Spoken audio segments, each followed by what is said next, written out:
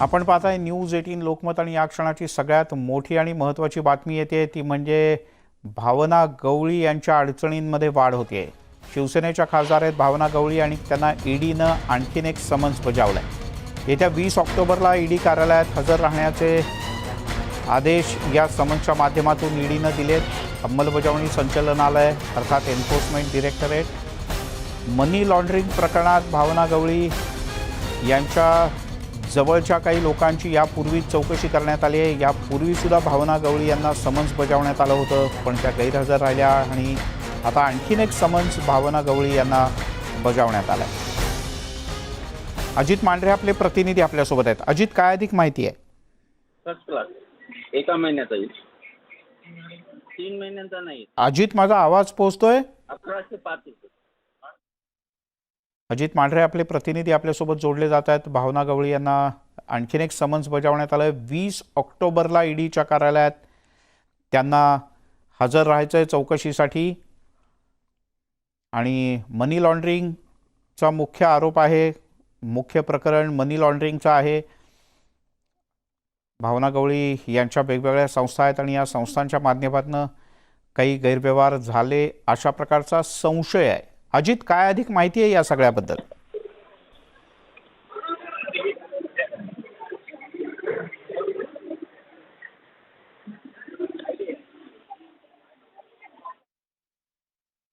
त्यामुळे 20 ऑक्टोबरला मनी लॉन्ड्रिंग प्रकरणात चौकशीसाठी भावना गवळी यांना हजर राहायचं आहे। यासाठी त्यांना ईडीनं एक समन्स पाठवलंय।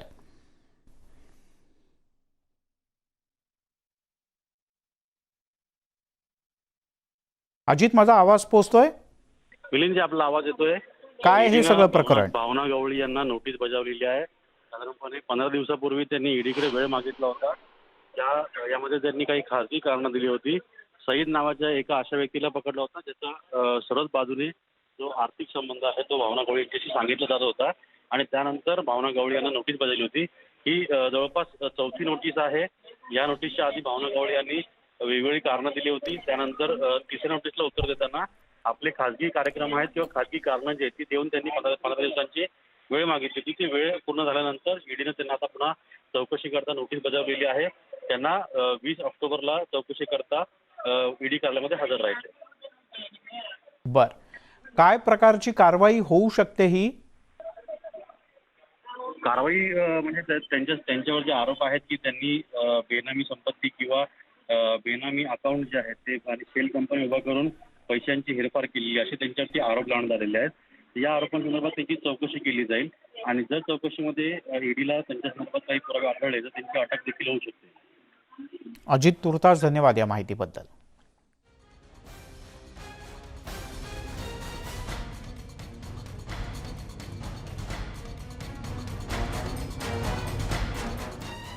वळूयात पुढच्या बातमीकडे। महाराष्ट्र नवनिर्माण सेनेचे सर्वेसर्वा राज ठाकरे हे दिवाळीनंतर अयोध्येमध्ये जाणार आहेत अशी माहिती समोर येते। या क्षणाची सगळ्यात मोठी आणि महत्त्वाची बातमी ती म्हणजे महाराष्ट्र नवनिर्माण सेनेचे प्रमुख राज ठाकरे हे दिवाळीच्या नंतर अयोध्येत जाणार आहेत। मां कांचनगिरी यांनी मनसेचे अध्यक्ष राज ठाकरे यांची कृष्णकुंज त्यांच्या निवासस्थानी भेट घेतली आहे। खरं तर अजूनही या दोघांमध्ये बातचीत सुरू आहे। अनेक मुद्द्यांवर या दोघांमध्ये चर्चा होत असल्याचं सूत्रांचं म्हणणं आहे।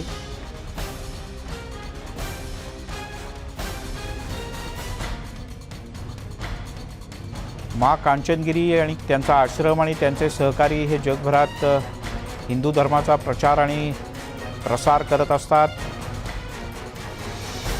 यावेळेला माध्यमांशी बोलताना राज ठाकरे यांच्यामध्ये बाळासाहेब ठाकरे यांची छबी दिसते। त्यांचं वक्तृत्व, त्यांची शैली ही बाळासाहेबांसारखी आहे असं म्हणत कांचनगिरी यांनी त्यांचं कौतुक केलं। तुषार रुपनवर आपले प्रतिनिधी आपल्यासोबत आहेत। तुषार, या दोघांच्याही भेटीमध्ये काय ठरतंय नेमकं?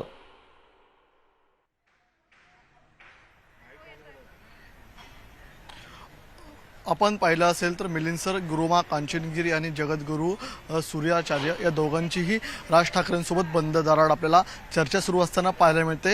या चर्चेचा मुख्य आणि मूळ हेतू आपण जर पाहिला असता हिंदुत्व हा मुद्दा आहे। प्रामुख्याने गुरुमा कांचनगिरी आज फक्त राज ठाकरेंची भेट फक्त हिंदुत्वाच्याच मुद्द्यावरती घेण्यासाठी मुंबईमध्ये दाखल झाल्या। त्यांची गेल्या 20 मिनिटांपासून बंद दारात चर्चा सुरू आहे आणि आपल्याला जी माहिती मिळते त्या माहितीनुसार राज ठाकरे आपल्याला अयोध्येमध्ये आपल्याला दिवाळीनंतर जाताना पाहायला मिळणार आहे आणि तसं निमंत्रण त्यांना गुरुमा कांचनगिरी आणि जगद्गुरू सूर्याचार्य या दोघांनी दिलेलं आहे। त्याचप्रमाणे या दोघांच्या भेटीमध्ये आताही आतमध्ये जी चर्चा सुरू आहे हिंदू राष्ट्राच्या मजबूतीकरणासाठी गुरुमा कांचनगिरी देशभरातल्या विविध मान्यवरांना नेत्यांना भेटताना पाहायला मिळतात आणि महाराष्ट्रामध्ये यापूर्वी त्यांनी भेट घेतली होती ती अर्थात हिंदू हृदय सम्राट बाळासाहेब ठाकरेंची आणि बाळासाहेब ठाकरेंमध्येच त्यांना राज ठाकरेंची छबी दिसताना पाहायला मिळत होती आणि त्या मुद्द्यावरती त्या आपल्याला मुंबईमध्ये आल्या, राज ठाकरेंची भेट घेतली। आता राज ठाकरेंसोबत सुरुवातीला त्यांनी चर्चा करत असताना त्यांना अयोध्ये संदर्भातलं निमंत्रण दिलं। राज ठाकरेंनी ते निमंत्रण स्वीकारलं सुद्धा आणि त्यांनी दिवाळीनंतर अयोध्येला येणार असल्याचं देखील स्पष्ट केलेलं आहे। मात्र येत्या अनेक काही मुद्द्यांवरती यामध्ये चर्चा होऊ शकतात।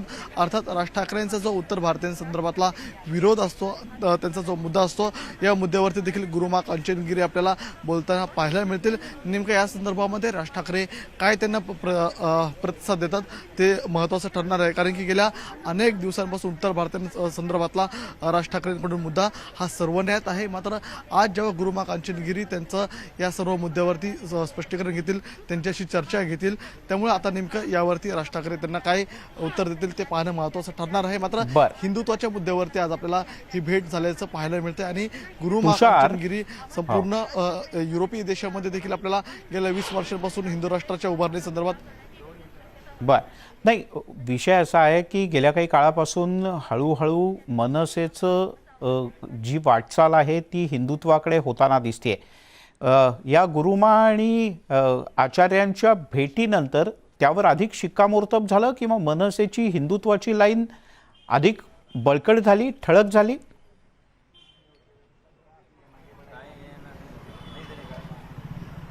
अर्थातच आपल्याला हिंदुत्वाची मनसेची जी लाईन आहे ती आपल्याला ठळक होताना पाहायला मिळत आहे, कारण की गेल्या 2 वर्षांपासून राज ठाकरेंच्या पक्षाचा जो झेंडा आहे त्या झेंड्याचा बदललेला रंग, राज ठाकरेंची हिंदुत्वाबद्दलची असणारी लाईन आणि आपल्याला येत्या काळामध्ये भाजपाची आणि मनसेची समीकरणं येत्या काळामध्ये आपल्याला स्पष्ट होताना पाहायला मिळणार आहे।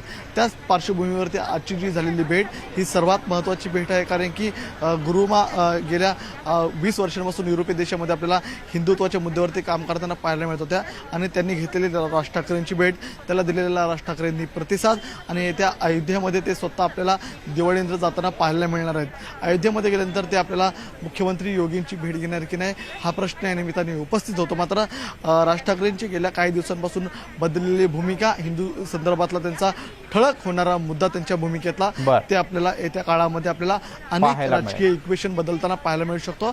त्याचं कारण म्हणजे येत्या काळामध्ये आपल्याला मुंबई महानगरपालिका निवडणूक ही सर्वात महत्त्वपूर्ण निवडणूक असणार आहे आणि या निवडणुकीच्या पार्श्वभूमीवरती जर राज ठाकरेंनी जर हिंदुत्वाची जर आपल्याला कडवट वाट धरली, ठळक मुद्दा त्यांच्याकडून अधोरेखित केला गेला तर त्यांना भाजप नेमका कसा प्रतिसाद देईल ते पाहणं महत्त्वाचं ठरणार आहे। मात्र भाजप कसा प्रतिसाद देईल तुषार हा मुद्दा आहेच, पण हिंदुत्वाच्या मुद्द्यावर चालताना हिंदी भाषिक पट्ट्यातल्या एखाद्या हिंदू धर्माच्या धर्मगुरूनं त्यांची भेट घेणं म्हणजे हिंदी भाषिकांसंदर्भातला रोष किंवा त्यांच्याबद्दलची भूमिका ही हळूहळू वेगळ्या पद्धतीनं समोर येणं त्याची सुद्धा ही सुरुवात असू शकते। तुषार, तू राहाच आपल्यासोबत, एक प्रतिक्रिया मा कांचनगिरी यांची आपल्यापर्यंत आली, आपण पाहूयात। कि जो अपनी वाणी पे अटल ना हो तो हम उसकी बात और चर्चा करके व्यर्थ में अपना समय क्यों गवाएं।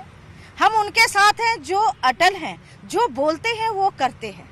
जो बिना पेंदी का लोटा है उसके बारे में मैं क्या बात करूं। राज ठाकरे जी को मैं जानती हूँ क्योंकि उनके जो बोलते हैं चाचा जी थे अपने बाला साहब ठाकरे जी, मैं उनसे मिली थी और उनको उनकी छवि मैं इनमें देखती हूँ कि जब भी देखती हूँ कि जो बोल रहे हैं वो कर रहे हैं। तो वाणी अगर आपकी अटल है तो आप राष्ट्र की सेवा करते हैं। अगर वाणी में ही अशुद्धता है, वाणी ही आपका अटल नहीं है, जो आप निर्णय ले रहे हैं उसमें ही संदेह है, तो आप राष्ट्र की सेवा क्या कर सकते हैं? आप अपनी सीट के लिए, अपने गद्दी के लिए अगर आप राष्ट्र को खतरे में डालते हैं तो ये बिल्कुल हम लोग जो है उस लोगों का कभी साथ नहीं देंगे। साथ उसी का देंगे जो अपनी वाणी, अपने विचारों पे अटल रहते हैं। पाहूयात, थोड्याच वेळात ही भेट झाल्यानंतर पत्रकार परिषद होईल, ती आम्ही तुम्हाला लाईव्ह दाखवू। तोपर्यंत वळूयात अन्य काही महत्त्वाच्या बातम्यांकडे। राज्यातल्या राजकारणामध्ये काही महत्त्वाच्या घडामोडी होत आहेत। मुख्यमंत्री आणि शिवसेनेचे पक्षप्रमुख उद्धव ठाकरे आणि या सरकारचे कर्तेकर्ते आणि राष्ट्रवादी काँग्रेसचे अध्यक्ष शरद पवार यांची थोड्याच वेळात एक महत्त्वपूर्ण बैठक होणार आहे।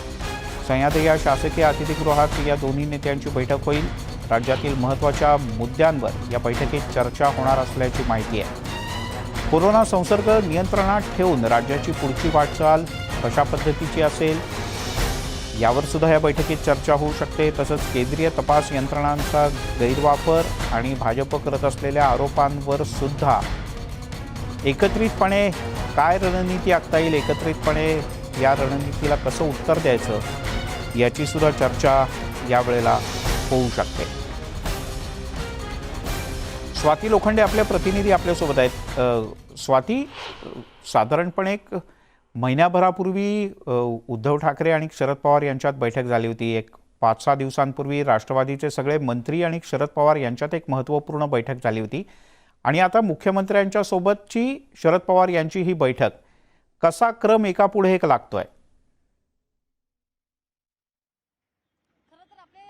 नेत्यांच्या भाषणातले किंवा प्रेस कॉन्फरन्स मधले मुद्दे बघितले तर आपल्या लक्षात एक जो समान दुवा दिसतोय तो आक्रमकपणे पुढे येण्याचा। आक्रमकता कशाबद्दलची तर एकूणच यंत्रणांचा जो काही ससेमिरा लागलेला आहे महाविकास आघाडी सरकारच्या मंत्र्यांविरोधात या संदर्भात खरं तर थेटपणे बोलायला या दोन्ही पक्षांनी आता सुरुवात केलेली आहे। विशेषतः शरद पवार यांनी प्रेस कॉन्फरन्स घेतली आणि त्यानंतर उद्धव ठाकरे यांनी दसरा मेळाव्यामध्ये याचा एकूणच समाचार घेतलेला आपल्याला बघायला मिळतोय। ही तर गोष्ट आहेच, पण महत्त्वाची जर आपण सगळ्यात मोठी कुठली गोष्ट असेल तर दिवाळी तोंडावर आहे आणि असं असताना पुरात जे काही सगळ्यांचं वाहून झालंय, शेतीचं नुकसान झालंय, या सगळ्यामध्ये अजूनही लोकांचे पंचनामे व्हायचे आहेत। दिवाळीच्या सणासुदीच्या तोंडावर लोकांच्या पोटात घास जाईल की नाही अशी सगळी अवस्था आहे आणि म्हणूनच एकूणच प्रयत्न असा असणार आहे की या संदर्भात तातडीची मदत काय देता येईल हाही एक महत्त्वाचा मुद्दा आहे। एकूणच मागच्या म्हणजे दर काही दिवसांच्या अंतराने शरद पवार सातत्यानं मुख्यमंत्र्यांची भेट घेत असतात आणि अनेक गोष्टींमध्ये आढावा घेतला जातो। दुसरी गोष्ट आपण जर आधी बघितलं की राष्ट्रवादीकडनं एकूणच मंत्र्यांकडनं असं म्हटलं गेलं की आता जे काही सुरू आहे त्याच्या व्यतिरिक्त आणखी शिथिलता देण्यासंदर्भात महत्त्वाची भूमिका पक्ष घेणार आहे। मग जसे हॉटेल्स असतील किंवा मग दुकानं असतील, बऱ्याच गोष्टींसंदर्भात।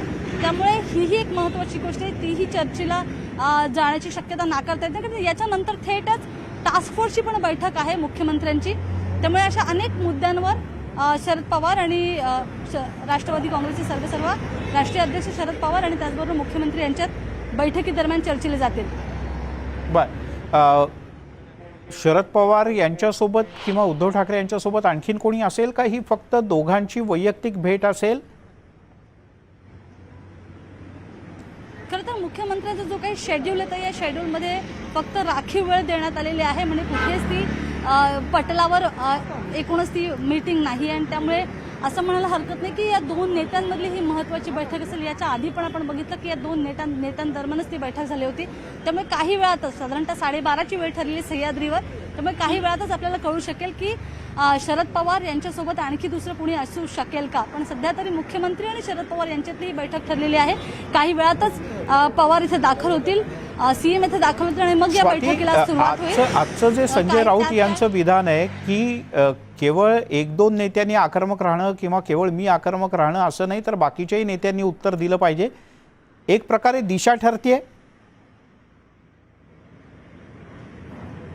बिलकुल, कारण आपण बघितलं की आतापर्यंत ज्यांच्यावर कारवाई होत होती त्यांच्याकडनं त्या वेळेला त्या पक्षाकडनं म्हटलं जात होतं। म्हणजे अगदी जेव्हा अनिल परबांवर कारवाई होती तेव्हा अनिल परब म्हणत होते किंवा मग जर आपण बघितलं की अनिल देशमुख यांच्यावर कारवाई झाली त्याच्यानंतर एक दोनदा शरद पवार बोललेही होते, पण त्यानंतर या म्हणजे दोन्ही मुख्य पक्षांच्या अध्यक्षांनी किंवा पक्षप्रमुखांनी या पद्धतीनं सरळ जाहीर भूमिका घेणं, यातनं हे स्पष्ट होते की आता एक भूमिका, ठोस भूमिका घेतली जाते आणि कदाचित काही दिवसात जर काँग्रेसकडनं पण ही भूमिका घेतली गेली थेट बोलण्यासंदर्भात तर याबद्दल नवल वाटायला नको, कारण महाविकास आघाडीने बंद पुकारून हेच केंद्र सरकारला हा संदेश दिलेला आहे की आम्ही तीनही पक्ष या मुद्द्यावर एकत्रितपणे तुमच्याशी लढणार आहोत. बर स्वाती, तुर्तास धन्यवाद या माहितीबद्दल. वेळोवेळी तुझ्याकडनं ताजी माहिती घेत राहू. दरम्यान शिवसेनेचे ज्येष्ठ नेते आणि खासदार संजय राऊत यांनी राज्यातल्या मंत्र्यांना एक सणसणीत घरचा आहेर दिला. केंद्रातल्या किंवा भाजपच्या आरोपांना उत्तर देण्यासाठी पुढे येण्याचं आवाहन संजय राऊत यांनी केलं. केवळ संजय राऊत आणि अन्य एक दोन नेत्यांनीच या आरोपांना उत्तर देण्याचं काम नाही, इतर नेत्यांनी सुद्धा उत्तर देण्यासाठी पुढे येण्याची गरज आहे, असं संजय राऊत यांनी आता जाहीरपणे म्हटलंय. एवढंच नाही तर जम्मू काश्मीरमधल्या परिस्थितीवरून संजय राऊत यांनी केंद्र सरकारवर टीका केली आहे. कलम 370 हटवूनही काश्मीरमध्ये अद्याप परिस्थिती जैसे थे असल्याचाही राऊत यांचा दावा आहे.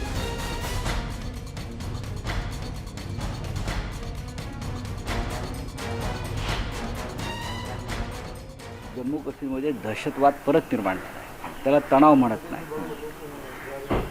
सरसंघचालक मोहनराव भागवत यांनी काल एक ज्वलंत सत्य समोर मांडलं आहे की 370 कलम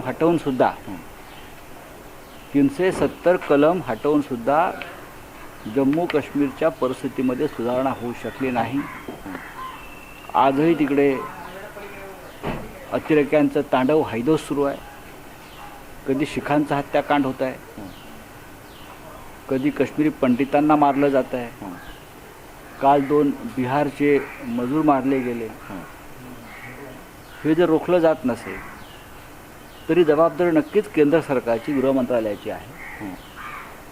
आणि ह्याच्यावर जर तोडगा निघाला नाही तर नुसत्या पाकिस्तानच्या बाबतीत धमक्यांची भाषा वापरून हे थांबलं जाणार नाही. किंवा सर्जिकल स्ट्राईक करू, चीनवर पण करा. चीन लडाखमध्ये घुसलाय, चीन लडाखमध्ये घुसलाय ना, तवांगमध्ये घुसलाय चीन. मग सांगा चीनवर सर्जिकल स्ट्राईक करू म्हणून. काश्मीरची परिस्थिती हाताबाहेर गेली आहे, एवढंच मी सांगू शकतो.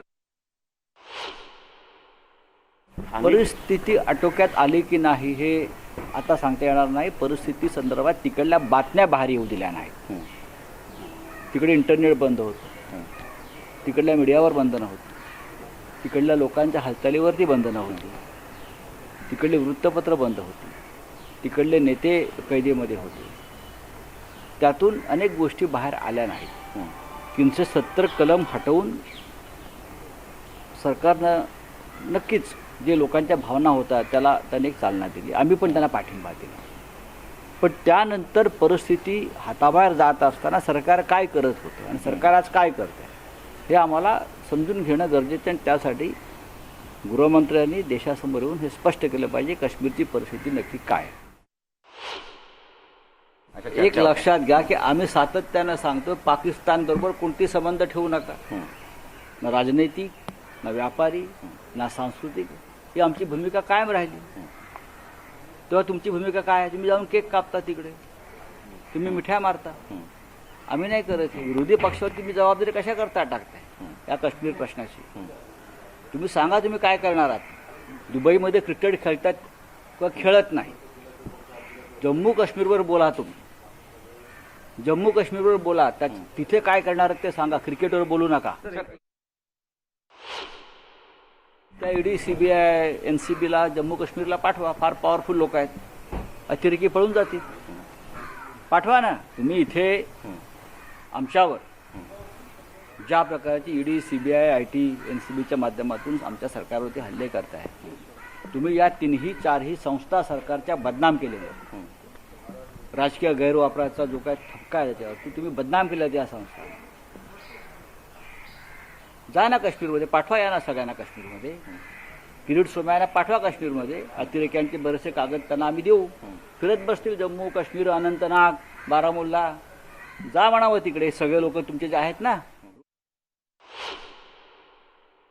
शरद पवारांविषयी काल चंद्रकांत दादा पाटलांनी ज्या शब्दात उल्लेख केला आहे, एकेरी शब्दामध्ये करत होते, अहो पवार साहेब कुठे, तुम्ही कुठे, कुठे हिमालय, कुठे टेकडी, टेकाड, टेंगूळ, हां हे शोभतं का? बोला त्या अतिरेक्यांच्या संदर्भात, बोला जाऊन तिकडे काश्मीरला, त्यांना दम द्या. तुम्ही इथे आमच्याकडे आम्हाला शहाणपणा शिकवू नका. आणि माझं तर या महाविकास आघाडीतल्या सगळ्याच मंत्र्यांना आव्हान आहे, नुसते खुर्च्यांवर बसू नका, प्रतिहल्ले करा. नुसते खुर्च्यांवर बसू नका. महाविकास आघाडीचे जे मंत्री आहेत त्यांनी नुसतं बसू नका, हल्ल्याला प्रतिहल्ला, टोल्याला टोला. हे 8 दिवसात पळून जातील सगळं. तेव्हा पाहूयात नेमकं पुढे काय होतं, कोण कोण नेते पुढे येऊन संजय राऊत यांच्या आवाहनानंतर बोलतात हे पाहणं महत्त्वाचं आहे. तिकडे राज्याचे अन्न आणि नागरी पुरवठा मंत्री छगन भुजबळ नागपूरच्या दौऱ्यावर आहेत. छगन भुजबळ यांनी ईडी आणि आयकर विभागाकडून टाकण्यात येणाऱ्या धाडींवर भाष्य केलंय. ये जनता है, ये सब जानती है अशा शब्दात भुजबळ यांनी केंद्रीय यंत्रणांच्या कारवायांवर प्रतिक्रिया दिली आहे.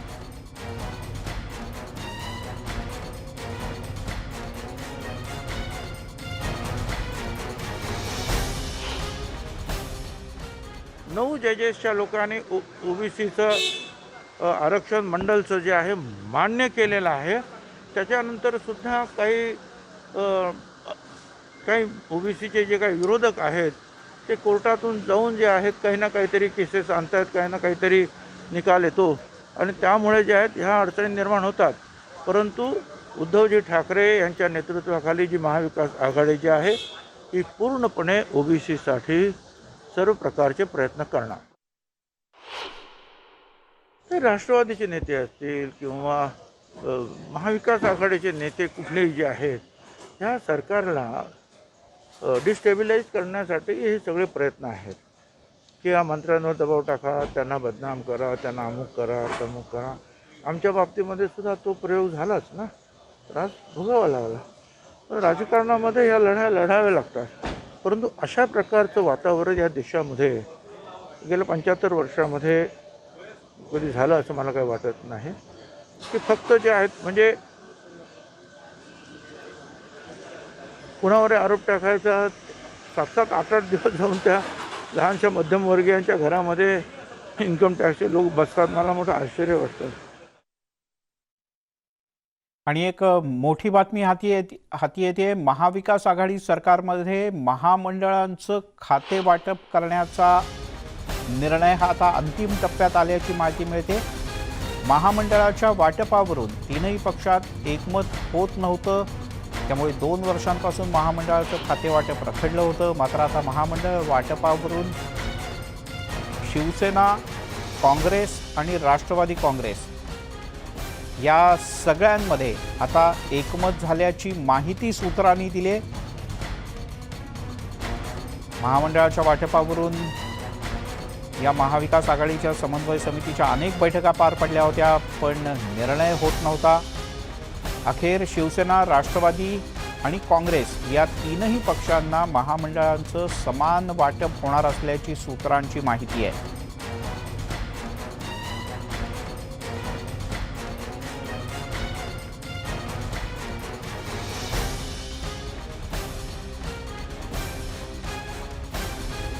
महामंडळांचं वाटप सुरू झालेलं आहे. कोणत्या पक्षाला किती महामंडळं दिली जाणार, राष्ट्रवादीच्या पारड्यात किती महामंडळं पडणार, राष्ट्रवादीचे प्रदेशाध्यक्ष जयंत पाटील यांनी या संदर्भात माहिती दिली आहे. पाहूया. तिन्ही पक्षांनी एकत्रित बसून प्रत्येक महामंडळाचा विचार करून योग्य त्या पद्धतीने वाटप केलेलं आहे. फॉर्म्युला असं नाही आहे, प्रत्येक ठिकाणी वेगळी परिस्थिती असते, वेगळ्या ठिकाणी वेगळे कार्यकर्त्यांची गरज, आवश्यकता, योग्यता या सगळ्यांचा विचार करून आम्ही नेमणुका करतोय. 50% जास्त महामंडळांचं वाटप झालेलं आहे. आणि यात सर एनसीपीच्या पारड्यात साधारणतः किती टक्के जागा आहेत? असे काही आम्ही मोजणी केलेली नाही, पण तिन्ही पक्षांना योग्य ते प्रतिनिधित्व दिलेलं आहे. तेव्हा अखेर महामंडळांचं वाटप झालंय आणि लवकरच याची औपचारिक घोषणा होईल. कदाचित आत्ताची बैठक थोड्याच वेळात सह्याद्रीवर सुरू होते.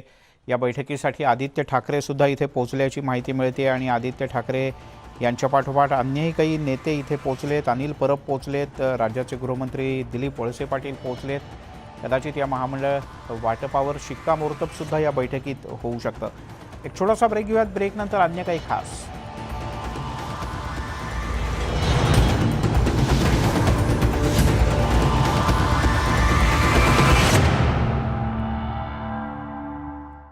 शनिवारी श्रद्धांजली वाहण्यात आल्या कोवॅक्स मोहिमेसाठी रशिया स्पुटनिक व्ही लसीचे 3 कोटी डोस देणार आहे.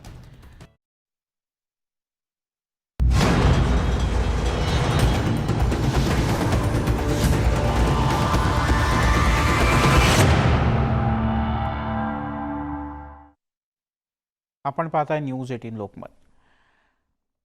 राज्यातली एक मोठी बातमी ती म्हणजे राज्यातली 40 बंद साखर कारखाने पुन्हा एकदा सुरू करणार असल्याची माहिती राज्याचे कृषी राज्यमंत्री विश्वजित कदम यांनी दिली आहे. ऊसाचं क्षेत्र यावेळेला वाढलेलं आहे आणि ऊसाचं क्षेत्र वाढल्यामुळे राज्य शासनानं हा मोठा निर्णय घेतला आहे. ते म्हणजे राज्यातले बंद असलेले सुमारे 40 साखर कारखाने हे पुन्हा एकदा सुरू होणार आहेत. राज्यामध्ये या गाळप हंगामात ऊसाचं क्षेत्र मोठ्या प्रमाणात वाढले, त्यामुळे बंद झालेले साखर कारखाने सुरू करणं हाच एकमेव पर्याय आहे. शेतकऱ्यांचा ऊस शिल्लक राहू नये हाच या पाठीमागचा मुख्य हेतू आणि उद्देश असल्याचंही त्यांनी स्पष्ट केलं आहे.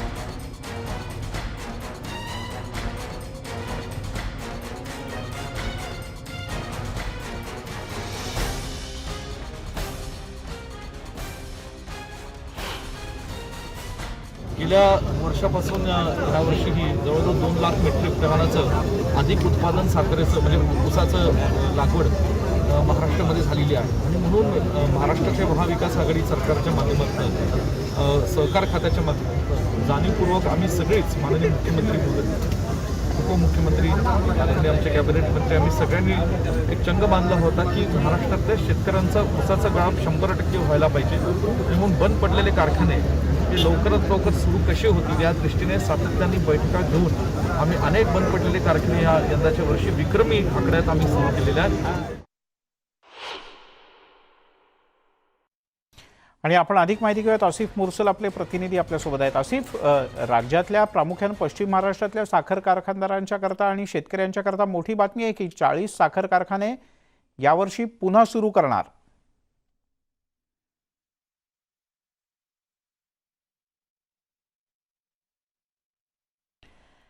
आसिफ मुर्सल आपले प्रतिनिधी, त्यांच्याशी संपर्क साधण्याचा प्रयत्न करूयात. पण कृषी राज्यमंत्री विश्वजित कदम यांनी एक महत्त्वाची माहिती दिली की यावेळेला राज्यातलं ऊसाखालचं क्षेत्र वाढलेलं आहे आणि ऊसाखालचं क्षेत्र वाढल्यामुळे बंद पडलेले साखर कारखाने पुन्हा एकदा सुरू करणं हाच सगळ्यात मोठा आणि महत्त्वाचा पर्याय आहे.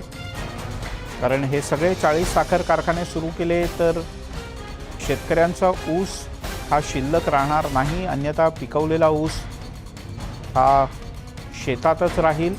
आसिफ मुर्सल आपले प्रतिनिधी आपल्यासोबत जोडले गेलेत. आसिफ, 40 साखर कारखाने पुन्हा सुरू होणार.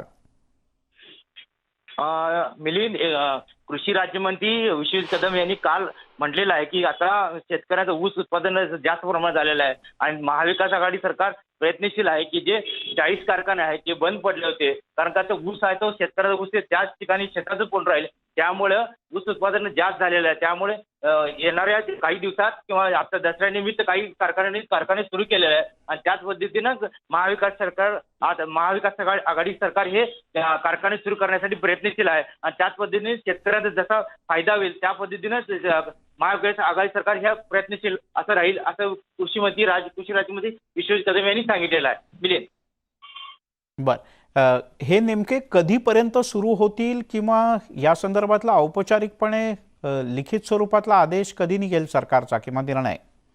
विश्वजित कदम यांनी काल बोलताना सांगितलं होतं की लवकरात लवकर या मंत्रिमंडळाच्या बैठकीत हा निर्णय झालेला आहे आणि याप्रमाणे येणाऱ्या काही दिवसातच ह्या अध्यादेशाची अंमलबजावणी केली जाईल. कारण का दसऱ्यानिमित्त काही कारखान्यांनी गाळप हंगामाला सुरुवात केलेली आहे. हो. आता कृषी राज्यमंत्री यांचे कारखाना सुद्धा गाळपाला सुरुवात झालेला आहे आणि राज्यातले वेगवेगळे जे कारखाने आहेत ते शेतकऱ्यांचं लक्ष लागेल. कधी एकदा FRBचा तिढा सुटतोय आणि कधी एकदा कारखाने सुरू होतात. त्या पद्धतीनं कारखाने सुरू झालेले आहेत. परंतु जे काही सरकारकडनं अध्यादेश निघायचा आहे तो अध्यादेश निघाल्यानंतर जोरात कारखाने सुरू होण्याची शक्यता आहे. मिलिंद.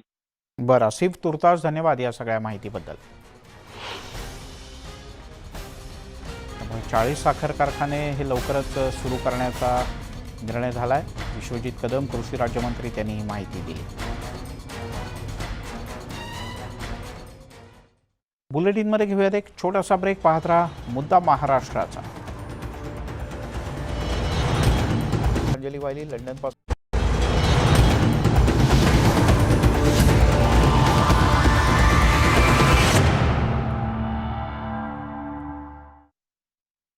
ब्रेकनंतर आपल्या सगळ्यांचं पुन्हा एकदा स्वागत. मुंबईतल्या सह्याद्री या अतिथीगृहामध्ये 2 प्रमुख व्यक्तींची भेट होणार आहे. ती म्हणजे राज्याचे मुख्यमंत्री उद्धव ठाकरे आणि राष्ट्रवादी काँग्रेसचे अध्यक्ष शरद पवार. पण याच वेळेला अन्यही काही भेटीगाठी इथे होत आहेत. या दोघांच्या सोबत या भेटीगाठी होऊ शकतात. त्यात प्रामुख्याने थिएटर मालकांच्या सोबत सुद्धा या दोन्ही प्रमुख नेत्यांची चर्चा होणार आहे. सिंगल स्क्रीन थिएटर मालक सध्या संकटात आहेत आणि ती थेट दृश्य आपण पाहतो आहोत. थिएटर मालकांच्या व्यथा यावेळेला या दोन्ही प्रमुख नेत्यांच्या समोर मांडल्या जातील. स्वाती लोखंडे आपल्या प्रतिनिधी आपल्यासोबत आहेत. स्वाती. खरं तर आपण बघितलं की या बैठकीला म्हणजे नुकता पीक पाणी हा महत्वाचा मुद्दा असेल असं आतापर्यंत वाटत होतं. पण या बैठकीला जे जे मंत्री गेले म्हणजे अगदी अजित पवार, दिलीप वळसे पाटील, आदित्य ठाकरे असे सगळे जण या बैठकीला उपस्थित राहणार आहेत. त्याच्यामुळे नुसती पीक पाणी संदर्भात किंवा शेतकऱ्यांना मदती संदर्भात ही बैठक आहे असं बिलकुल नाहीये. कारण तसं असतं तर आपल्याला माहिती आहे फार मोजके मंत्री आणि मुख्यमंत्री आणि शरद पवार यांची बैठक झाली असती. पण आता या बैठकीमध्ये आपण बघतो की 2 महत्वाचे मुद्दे असतील.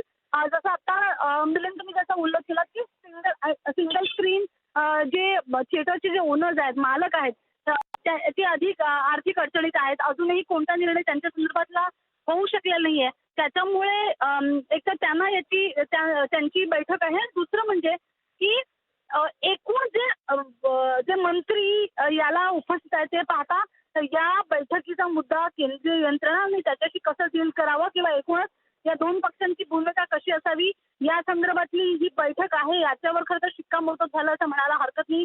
कारण ज्या पद्धतीनं आधी आता असं वाटत होतं की जसं प्रत्येक वेळेला मुख्यमंत्री आणि मुख्यमंत्री उद्धव ठाकरे आणि शरद पवार यांच्यात बैठक होत असते काही काळाच्या अंतराने. पण ही बैठक मात्र अशा अनेक मंत्र्यांच्या आहे. विशेष म्हणजे राष्ट्रवादीचे मंत्री प्रकर्षण इथे पोहोचलेले आहेत. त्यामुळे आता नेमकं या बैठकीकडे सगळ्यांचेच वेळ लागलं की नेमकं या बैठकीचा फलित काय होतंय काही वेळातच आपल्याला कळू शकेल. कारण 1 मिनिटभर झाला शरद पवार आता नुकतेच आतमध्ये या बैठकीसाठी गेलेले आहेत. त्याआधी सगळ्यांनी हजेरी लावली. मुख्यमंत्री शरद पवारांच्या आधी पोहोचले आणि त्यानंतर शरद पवार पोहोचले. एरवी वेळेवर म्हणजे 12:30ची बैठक ठरली होती.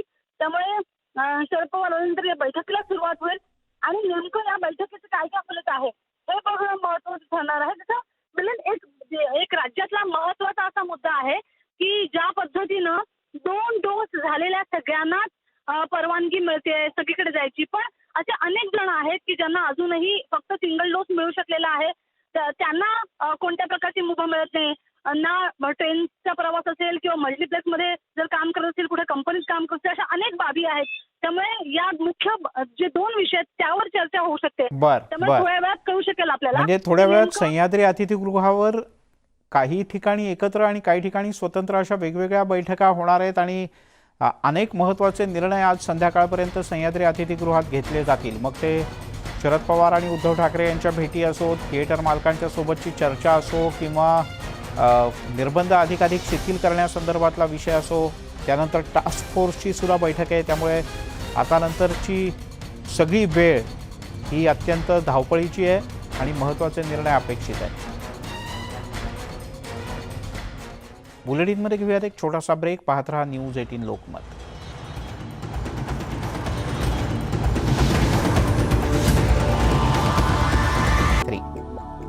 नंबर नीट लिहून घ्या, 7977773753.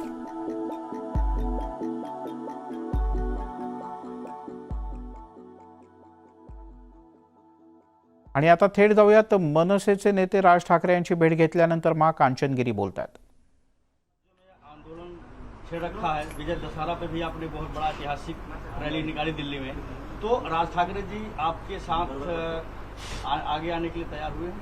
बिल्कुल, जो हिंदुत्व की सोच रखते हैं वो क्यों नहीं आएंगे, वो तो समर्पण है। और उनकी एक बात मुझे बहुत अच्छी लगी कि वो जो बोलते हैं वो करते हैं, और ऐसे ही देश को लोगों की जरूरत है। तो आप आगे जो इलेक्शन आएंगे इसमें यूपी और बिहार के यहाँ के लोग जो है उन्होंने उनको सपोर्ट करना चाहिए, ऐसे आप आह्वान करेंगे? बिल्कुल सपोर्ट करना चाहिए, क्योंकि जब वो प्रेम करते हैं सबसे, तो और ये मैं गारंटी देती हूँ कि यूपी बिहार वाले अगर मुंबई में रहते हैं तो वो बिल्कुल बेफिक्र हो जाएं, उनका संरक्षण है उनके साथ। कि आप बेफिक्र होना चाहिए, बेफिक्र मेरी बात हुई जिस हिसाब से उनसे, और जो भाव है उनके अंदर यूपी और उत्तर भारत के प्रति, बिहार के प्रति, वो बहुत अच्छा भाव है। गुरुजी माँ, ये सवाल है कि इलेक्शन आ रहा है तो कहीं सारी पार्टी बोलती है नया मुद्दा हिंदू मुस्लिम का आ रहा है, तो उसके लिए देखिए, मैंने तो उनके कभी भी ये विचार में नहीं देखा कि हिंदू मुस्लिम हो तभी, जब इलेक्शन हो तभी। जो हिंदुत्व की सोच रखते हैं, हिंदुत्व के विचार रखते हैं, उन्हें इलेक्शन से कोई लेना देना नहीं होता। इलेक्शन में वो लोग ये मुद्दा उठाते हैं हिंदू मुस्लिम का, जो अपने सीट के लिए अपने देश को खतरा में डालते हैं।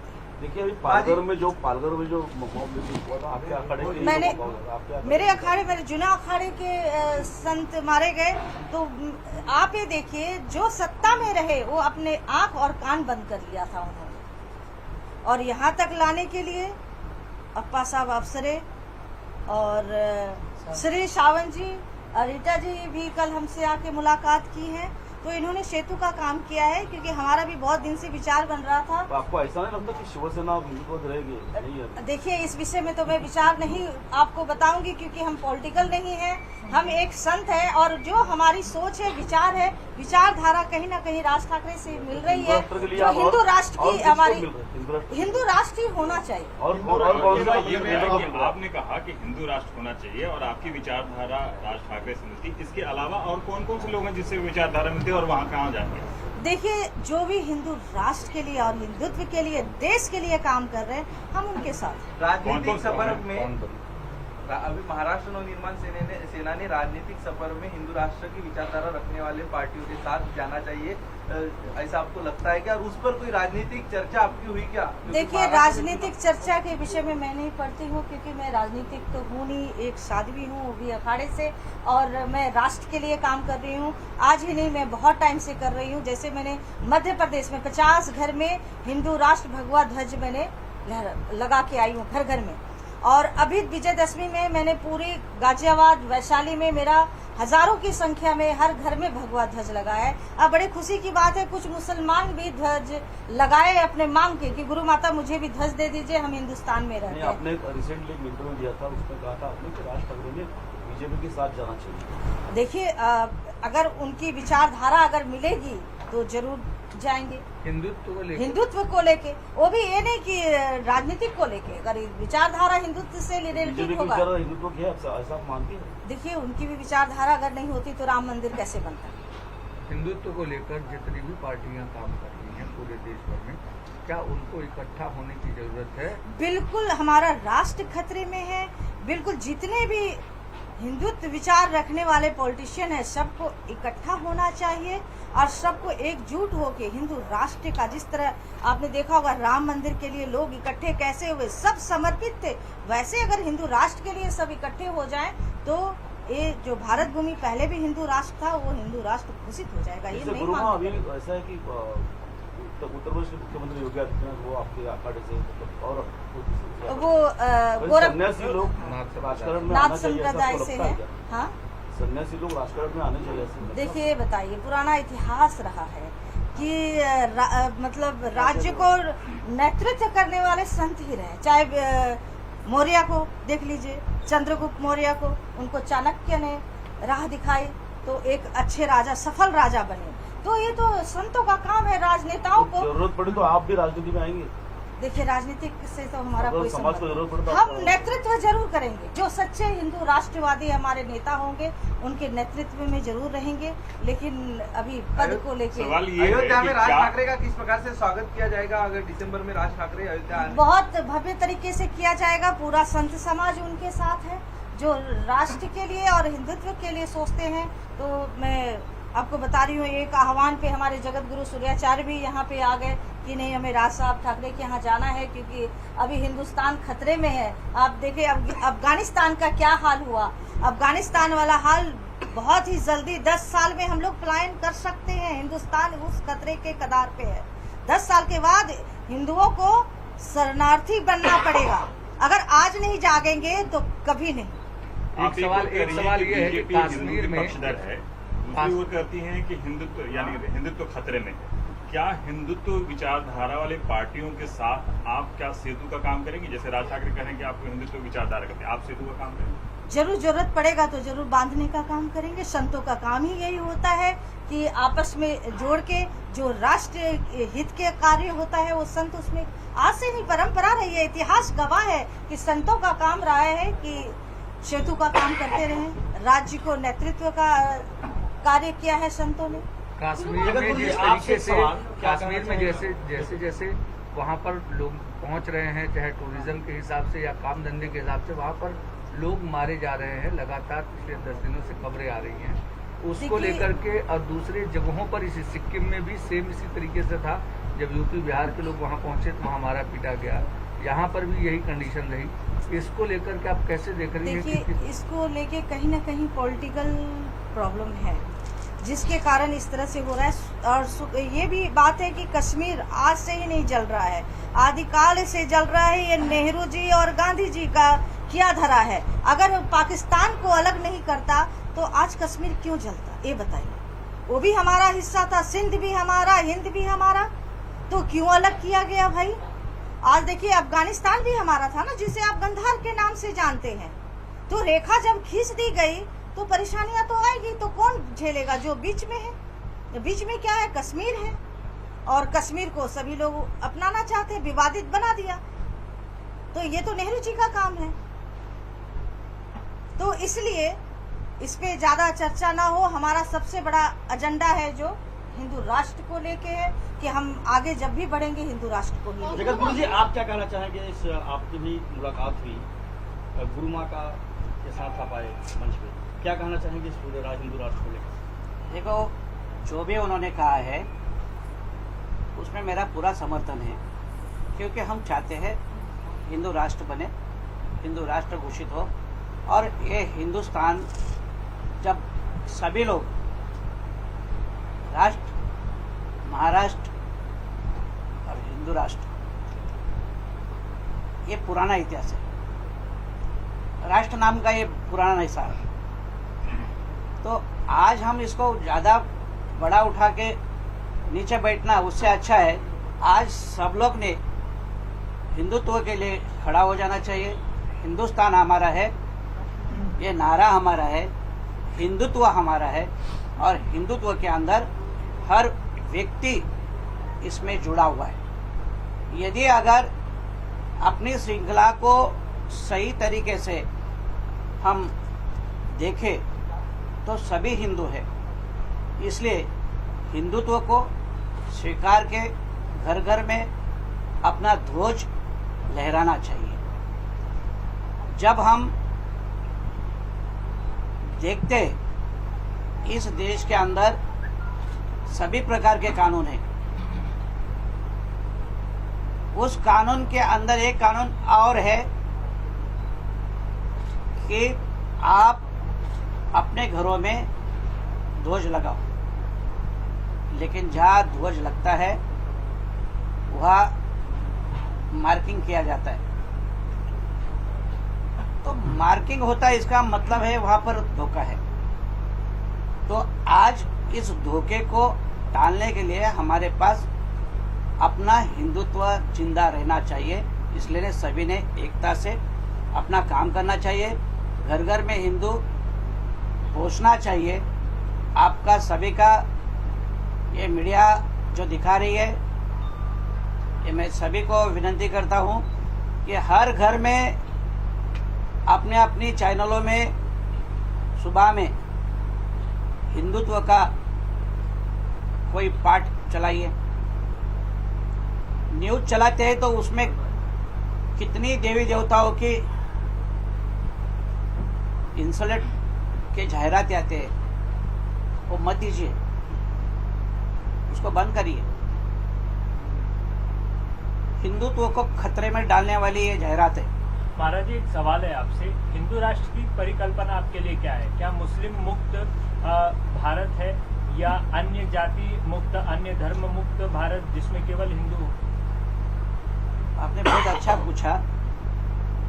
मैं आपको कहता हूं, मेरी परिभाषा बहुत सीधी है। आपके जन्म से आपके पिछले 10 जन्म के लोगों तक जाओ तो वो लोग हिंदू ही मिलेंगे। वहाँ कोई मुस्लिम नहीं था, कोई ईसाई नहीं था, कोई सिख नहीं था।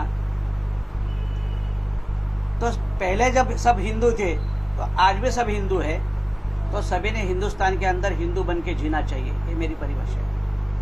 गुरु, आपसे सवाल, महाकाल मानव सेवा जो संस्था काम करती है, महाराष्ट्र में किस तरह काम करेगी?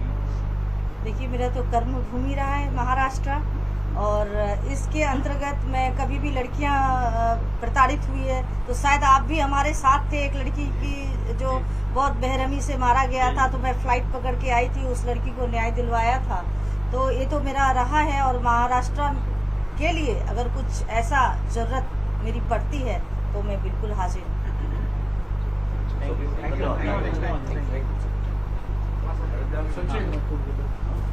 Thank you.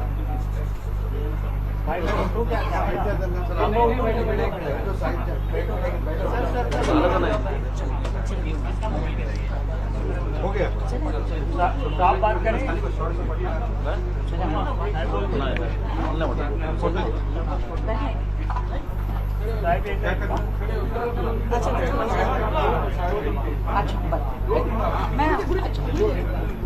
गिरी यांचं म्हणणं, आणि त्या कृष्णकुंजवरती राज ठाकरे यांची भेट घेण्यासाठी गेल्या।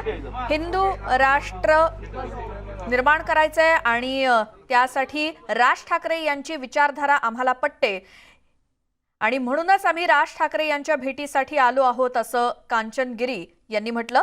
राज ठाकरे यांच्यासारख्या नेत्याची देशाला गरज आहे आणि त्यामुळे त्यांच्या नेतृत्वाचं आम्ही समर्थन करतो, असं कांचन गिरी म्हणालेत।